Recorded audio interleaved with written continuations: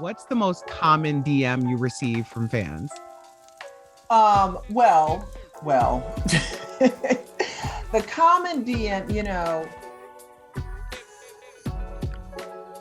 my daddy, God rest his soul, would always say to me, baby, a setback is a setup for a comeback.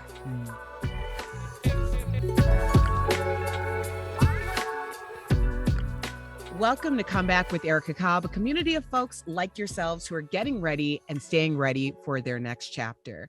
Well, my guest today has had so many chapters, she wrote a book, okay? I'm introducing you to, you'll remember her well. This is how I remember her. She's actually an amazing idol of mine. Emmy Award-winning journalist and TV personality Shaun Robinson, for more than 10 years, has been in front of the camera on Access Hollywood, but that's just a part of the amazing work she does. She's also an author, philanthropist, and producer. Shaun Robinson, welcome to Come Back with Erica Cobb. Thank you, Erica. I really appreciate you having me. Thank you so much. And I love that. You said over 10 years. It's 16. I was at Access Hollywood. So closer to 20 than 10, actually. My apologies. That I just asked that you excuse my mind and not my heart. No, you know what? I'm telling you, I was there for so long. After 16 years, I was like, gosh, have I been here 16 years? I came to Access Hollywood in 1999. Okay. Before podcast was a word, before social media, all of that. It's amazing, the things, how our world has transformed since then. Well, it truly is. But also when you say 99, like I was figuring out where I wanted to be in the world, and my path was radio. So, I started college and I started with morning radio, but I just remember watching you, and you were really the gateway to allow me to know that I could dream bigger and that there could be opportunities for me as well, because you're just such a shining example of what it meant to represent and show up every day. Well, thank you so much, Erica. I really appreciate that. There have been a number of women who have told me that. And at the time that I had entered this world of national, what we thought of as national TV, because national back then meant that it was seen in all the markets, whereas, local news, where I came from, you could only watch the news in that particular city. So I was, here it is, I was on this national show, one of the only Black faces on the red carpet at all. And oftentimes it was a very lonely place, but I didn't know at the time that there were so many, young ladies, girls looking at me saying, oh, wow, you know what, if she can do it, now that she has broken this ceiling that I had in my head, I can strive for that too. And it's interesting. I come from Detroit, Michigan. Yes. And I remember being a young girl and coming home from elementary school, and I would do my homework, watch my cartoons, and my grandmother would turn on the evening news. And there was a Black woman by the name of Beverly Payne. She was the first Black female newscaster definitely in Detroit, but it could have been across the nation. I'm not sure. But I remember looking at her and just being mesmerized by her, because she was different than everybody else. And she was different because she looked like me. And I never met Beverly Payne, but she was the first person that set me on a path to becoming a journalist. So just like she influenced me and made me realize that I can do something, it's wonderful to hear women saying that I also influence them. So thank you so much. I thank you, because I think it's important that we give flowers, especially when we have an opportunity to do it. And, I think about all of the celebrities. That was another factor, because I had seen other Black women on television and I was very excited about it. You added this other element, because now you're speaking with the celebrities and you're on the red carpet, and there's just such a huge cachet to all of it. Yeah. And not only that, you weren't just, someone who was asking the questions, you were really ingrained in that culture. Like if I saw, an Oprah and I saw you, like y'all are the same. Oh, Right? oh, wow. You know, That's so like, nice. Thank you. no, no, I seriously. don't know if Oprah would agree, but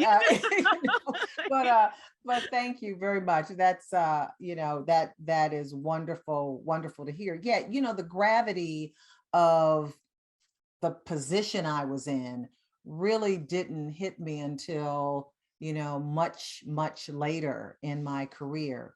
But I certainly appreciate that. And I knew that I was representing women, Black women. I definitely knew I was representing Black women, but also like my mama. She was like, my mama and my daddy, they were like, don't be intimidated Mm, by all of these forces coming at you. You are one of the only ones, but you have a right to be there. mm. So that carried me through a lot of the peaks and valleys that I went through navigating just this new world. Yeah, mama and daddy, all the ancestors. Because when I Yeah. show up, a lot of times I'm like, y'all coming with me because that's the only way we going, right? Yes, So exactly. let's Exactly. talk, We get got to into call on ancestors. We the ones that had to call on ancestors to help us. Right. Exactly. exactly, exactly. And they're always here. So let me talk to you about this comeback situation, because what as a lot of people have been talking about, obviously a major event happened at the Oscars.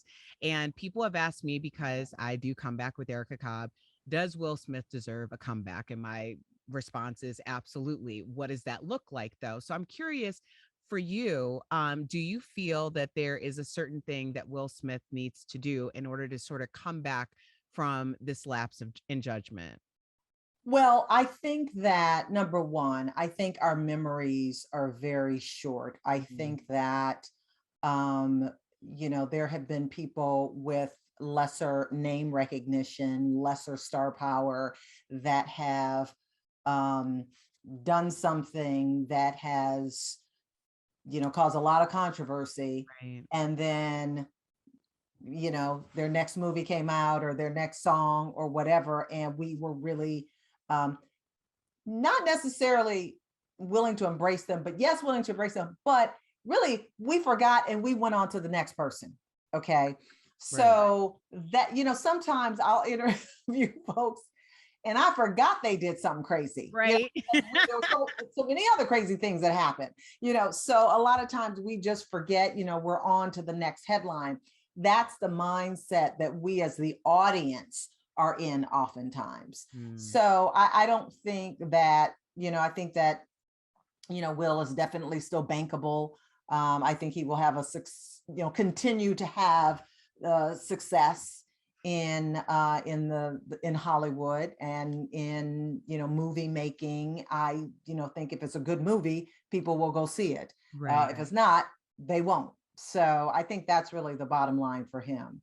Yeah, no, I agree. I agree on all fronts. We have very, very short memories. Yes. And just because someone is an icon, doesn't mean that they are without a lapse here and there. And so I'm excited to see Will Smith make a comeback. Yeah, yeah. And I just think, I've known Will for a long time. And I got to tell you, if you told me there was somebody who was in the audience, there are 2,000 people in the Oscar audience, and one of them is going to get up, go walk on stage, slap the presenter, come down, and then start yelling from the audience. Will would have been 2001 on that list of who I thought it would be.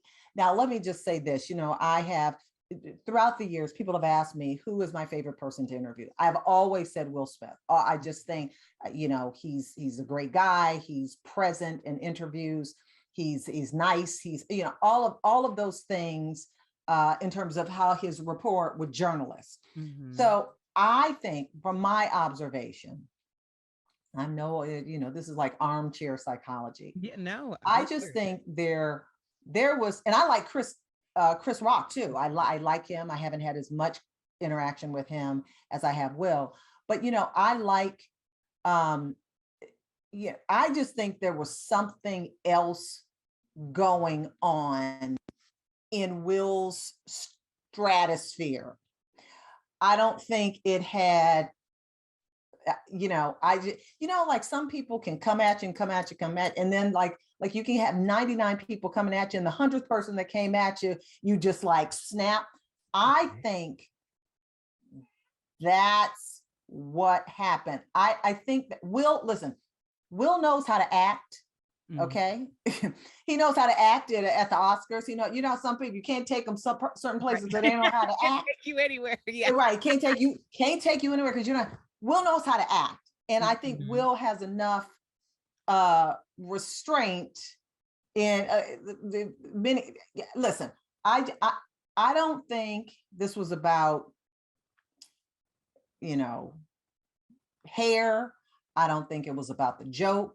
I don't think it was about other things Chris said.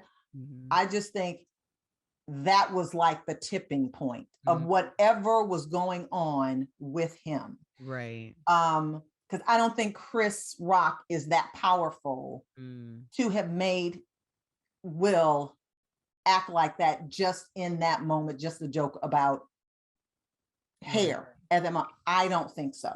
I think there was something else going on. And it was just, that was the tipping point. That's my opinion. No, and I received that. It makes me think about another one of my favorite people, and I always replay this in my mind when something's going on. To quote him or paraphrase, he said that if the enemy or the devil can't get in to take away the things that have blessed your life, he'll get into your mind to make you not enjoy them. And that was TD Jakes, who you've teamed up with on your most recent project. So I keep thinking about, I listen to him a lot as well. And just what is happening right now in terms of you two teaming up on these very dynamic projects. You're an executive producer. Yes. So how did you end up working with him on Lifetime Seven Deadly Sins? And is he the same way that we see him on the YouTube? That's funny. It's the same as, okay. So to give you a little history, I optioned a series of books from the author Victoria Christopher Murray. And at the time, she had written one book. It was the first in her Seven Deadly Sins series. It was Lust. And so I said, Victoria, I'd like to option this entire series, but we need more than one book. And so we started brainstorming, and I came up with the idea of Envy, the second book. And I also came up with the idea for Greed, the third book. And so I was pitching the books as movies around town. I had pitched to Lifetime. I pitched to some other networks. And then I'd also pitched to TD Jakes. I pitched to some other producers. And then Bishop Jakes did a movie with Lifetime called Faith Under Fire. And it was really, gangbuster. The ratings were really high.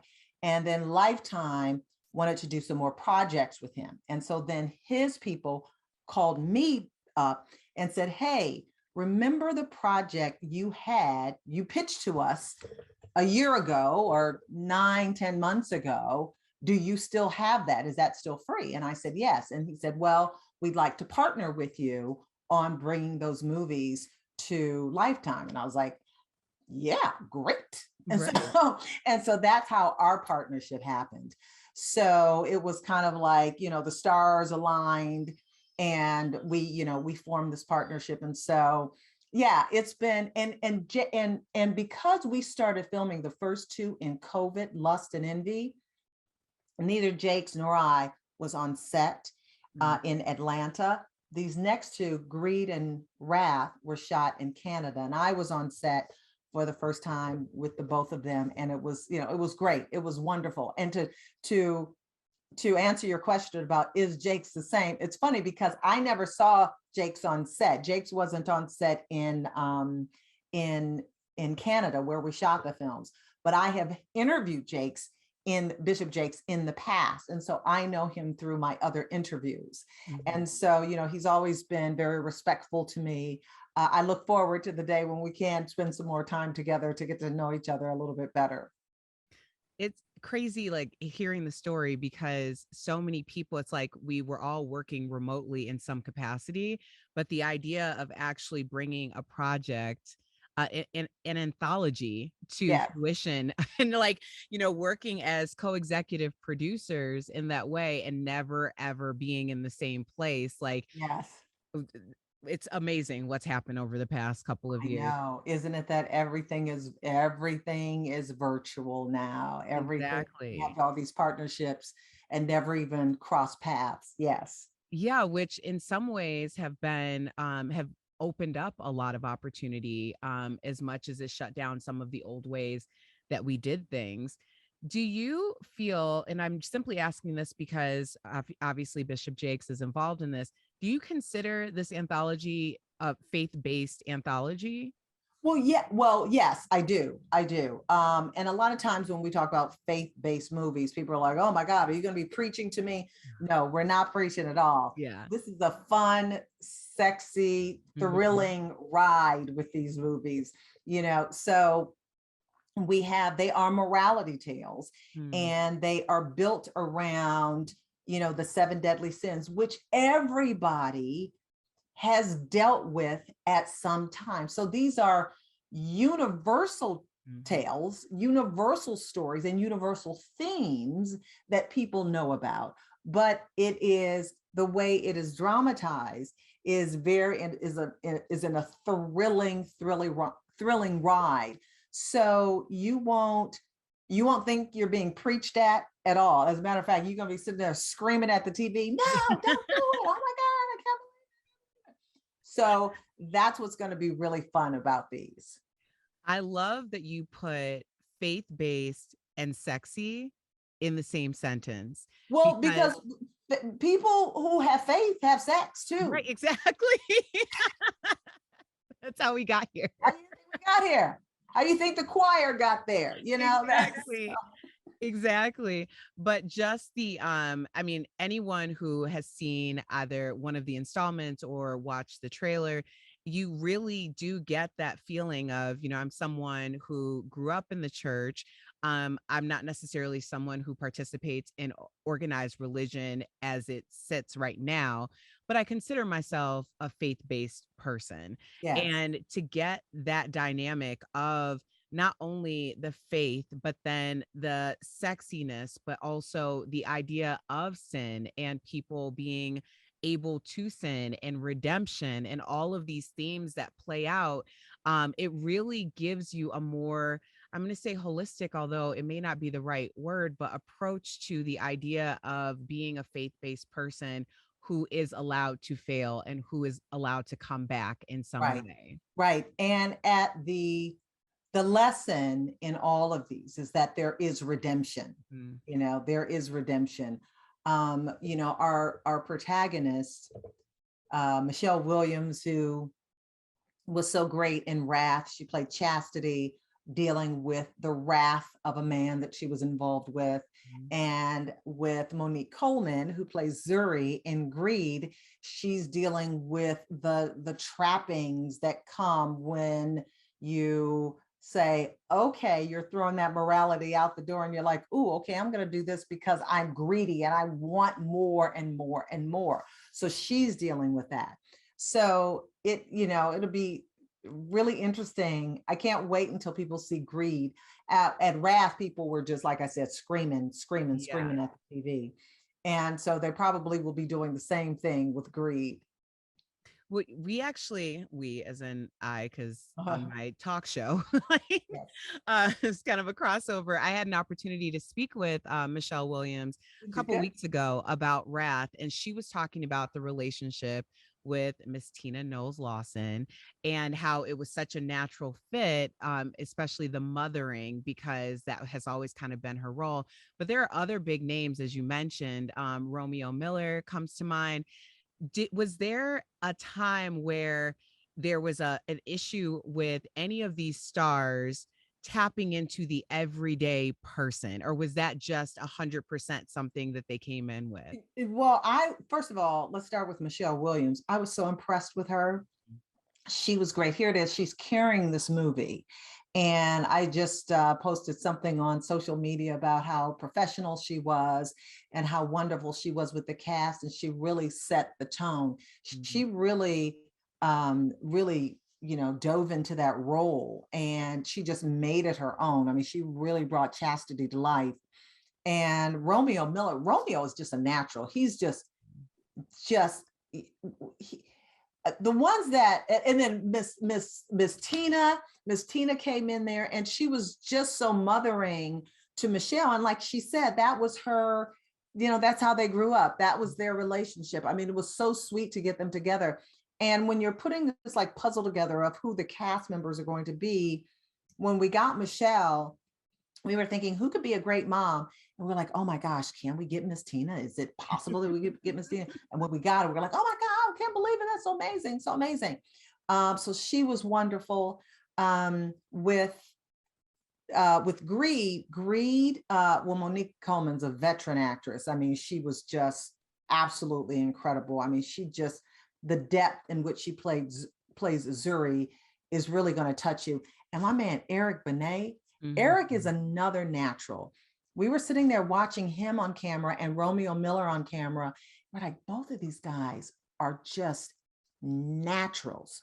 I mean, they just got into that role. So, I mean, and Eric is my boy. I love him so much. And I can't wait till you see him. This is a really good role for him. And then Lisa Ray. I mean, obviously Lisa Ray is a veteran too.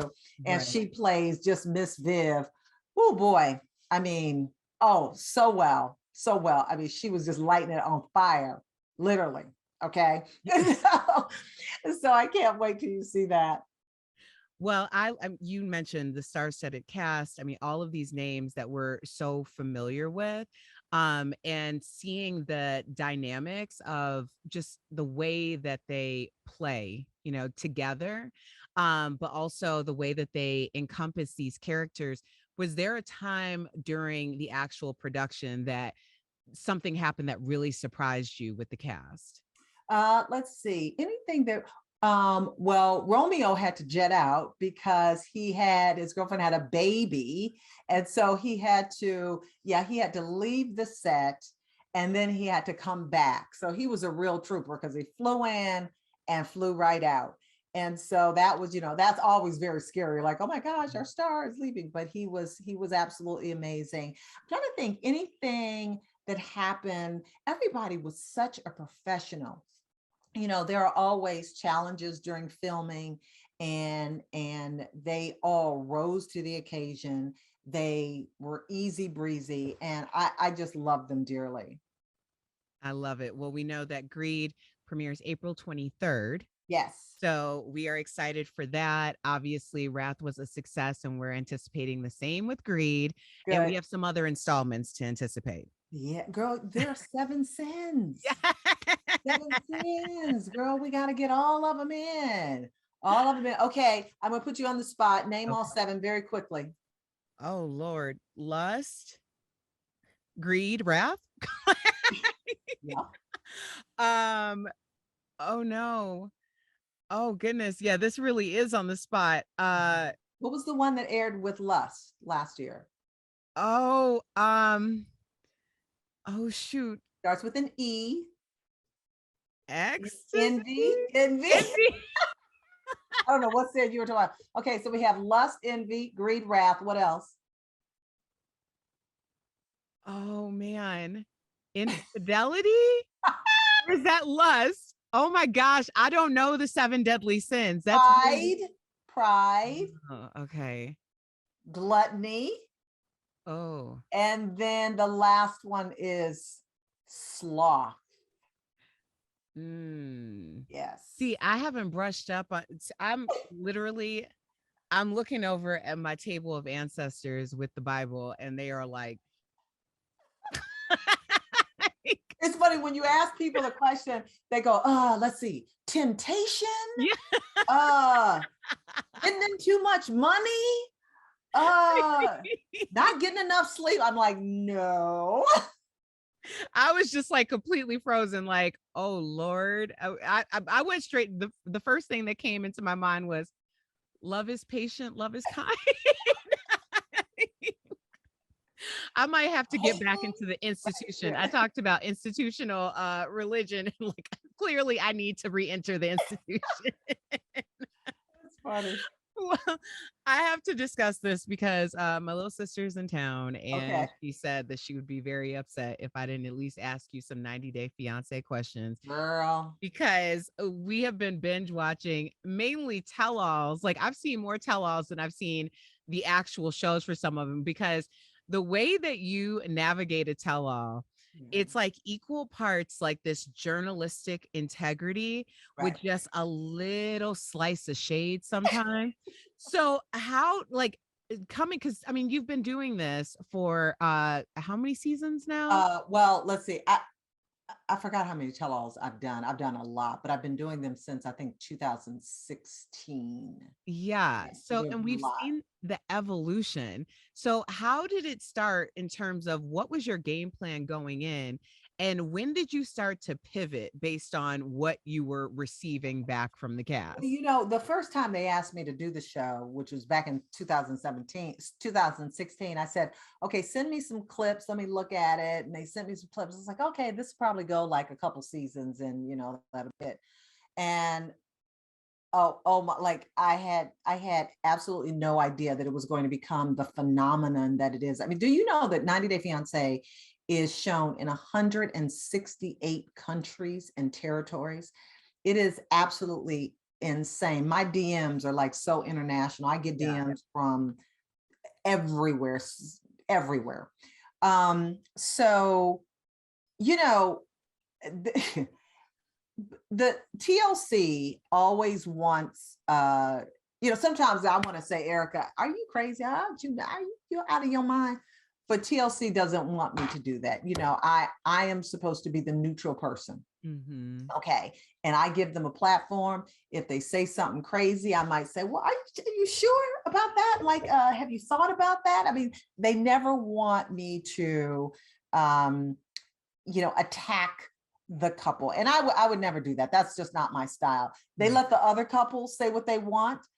They will let them. But my role is to ask the questions that the you know, the producers and I come up with. And listen, we tape the show for sometimes 16, 17, 18 hours we have gone. I Mhm. mean, we have gone all day and night. And what you see is a sliver of what we have actually filmed. And a lot of times, like if you feel that, oh, you know, how come this question wasn't asked? We asked it. I asked it. Trust me, I asked it. But there was something else that the, you know, the final edit, they felt the final edit would be more served by going in a different direction. Mhm. So it's been, you know, I never mean to like shade people. Sometimes though, it's like, so like, you're like, what? Or, you know, you're not telling the truth. Right. No, you're not. I just don't think you're telling the truth. Okay. You know, so I might look at them, and I know my expressions have become Hmm. like kind of Yeah. legendary, but It's just like, classy shade. I'm just like, okay, all right, okay, if you want to go with that, Yeah.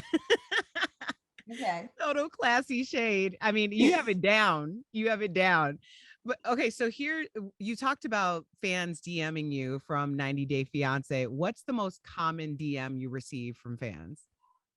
Well, the common DM, you know, a lot of people, okay, most people who watch the show, and there are millions, I mean, sometimes, you know, over 5 million people that will see the show, which is insane. Like most people watch it or binge watch it and they then go on about their lives. Okay. Other times there's another faction that really digs in and is a part of the world. Like if somebody, if one member of the cast does something like gets into trouble, they start DMing me. Shaun, did you know that Joe said this? Or did you know that Mary got in trouble? Or I like they want me to do something about it because they don't like the bad Reprimand them? behavior. Yeah, they want me to do something about it. If somebody's gets into trouble, they want me to handle it. They're like, they look at me like Olivia Pope from Scandal. Love it. Shaun, you need to handle this. And I just want to say, you know what? Listen, I can't. I like, okay, I'm the host of the show. I Right. ask the questions, but as far as what they're doing after they leave the studio, I can't help you.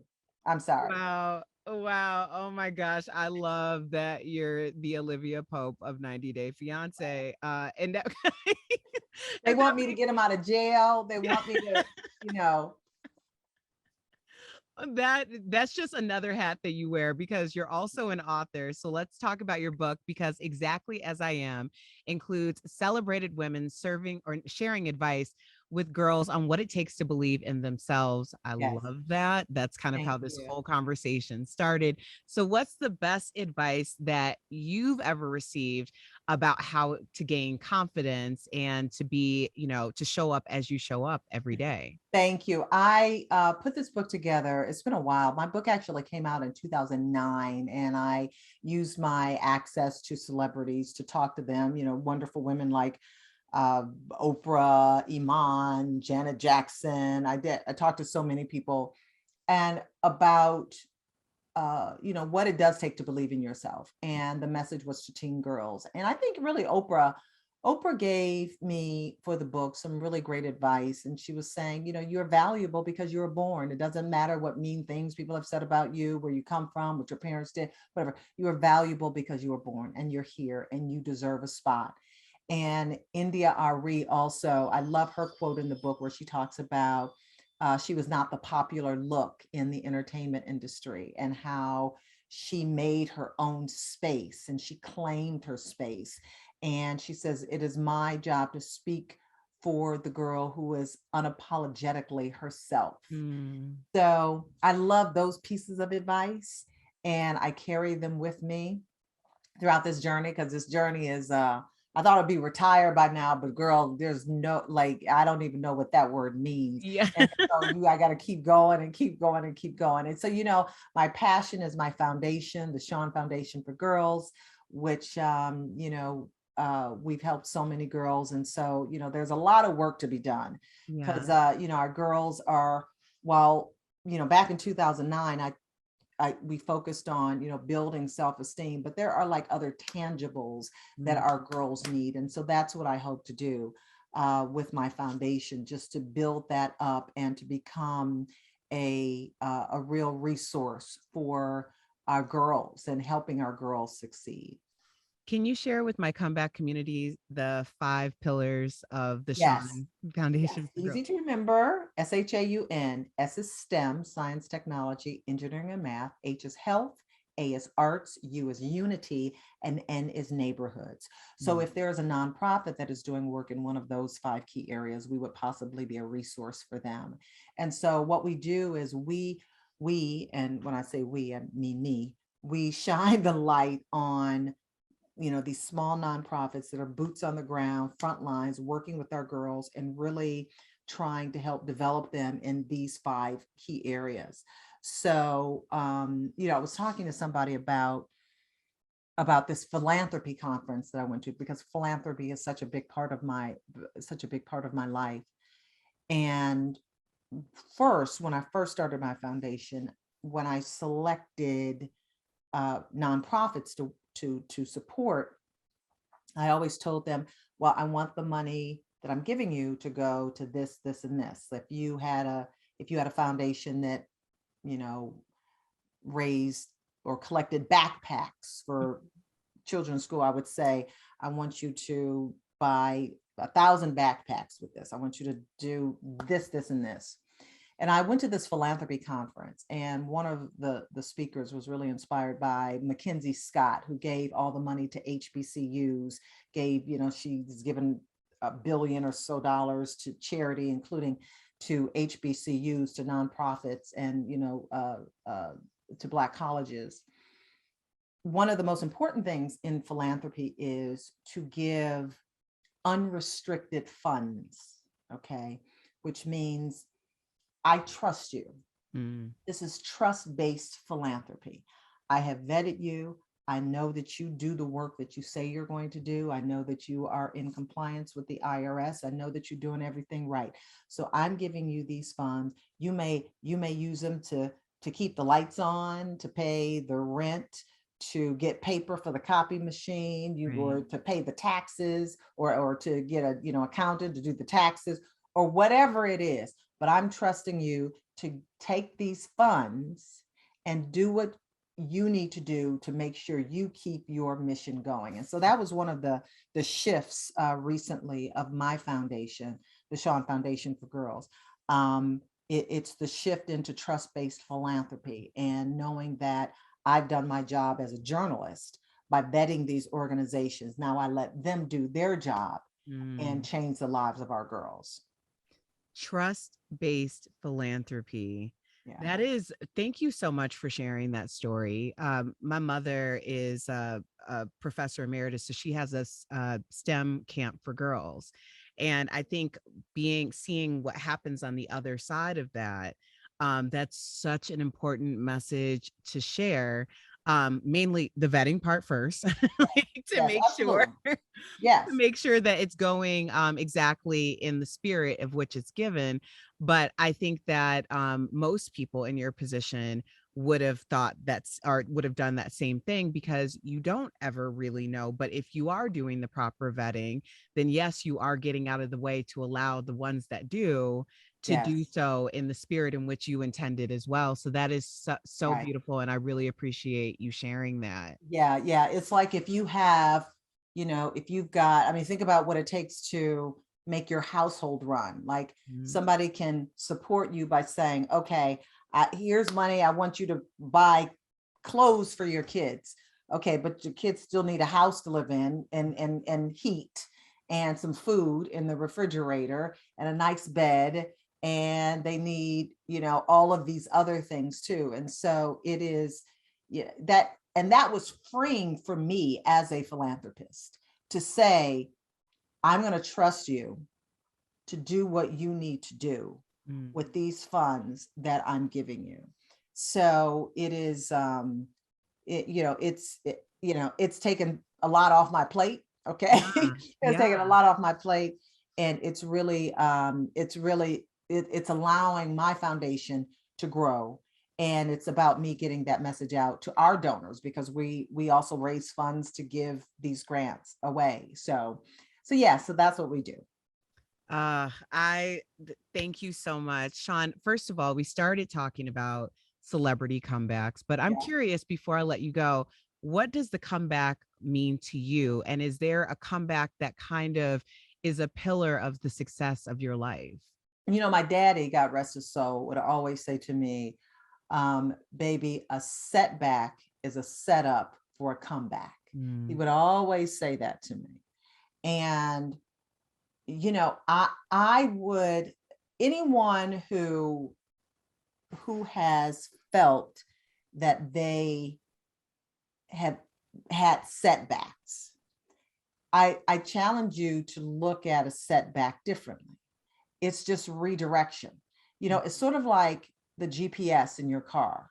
The GPS is saying, go this way, go this way, go this way. And then if you turn before that turn, or if you miss your turn, Mhm. it says recalculating. Right. So we are recalculating, we're pivoting, we're going to get to our destination, but it's just going to be a different route. Mm. Um, so, and I would also say, define your own success. Okay. There are, I was at, like I said, I was at Access Hollywood for 16 years. If there are some people said, oh, what, how come you weren't there 20 years? And there are other people say, how come you were there so long? Yeah. So you can't listen to those voices. You've got to do what makes you happy. At the end of the day, the the funeral directors, the pastor's not going to be reading anybody else's eulogy but yours. Mm. Okay. So you Yeah. don't want them to say they followed somebody else's path. You want them to say they followed their own path. Mm. So, yeah. That's how I look at it. I needed to hear that today, reaffirm some things in my life. And I know that my comeback community appreciates it as well. Shaun Robinson, sis, thank you so much Thank for you so joining much. me on Come Back with Erica Cobb. 7 Deadly Sins is now airing on Lifetime, so check your local listings to catch Wrath with Michelle Williams and Tina Knowles Lawson. Executive produced by Miss Shaun Robinson. Where can we find and follow you, Shaun? You can follow it, girl. Folk find me. If somebody in Nigeria can find me, y'all can find me. Okay. Shaun Robinson. Just look at all Shaun Robinson and I'll pop up. Instagram, Facebook, Twitter, LinkedIn, all of those places. And then my own website, ShaunRobinson.com. But I'm telling you, folk find me. Okay. Oh, yes. I believe it. I believe it. Well, because they're looking for you to pope it out. Right. Come back, community. Thank you for listening. For more on Shaun, as well as 7 Deadly Sins on Lifetime, please go to my online home, comeback.tv, for the full podcast. Thank you so much. Thank you, Erica. Thanks for having me on. I appreciate you. Okay. Take care.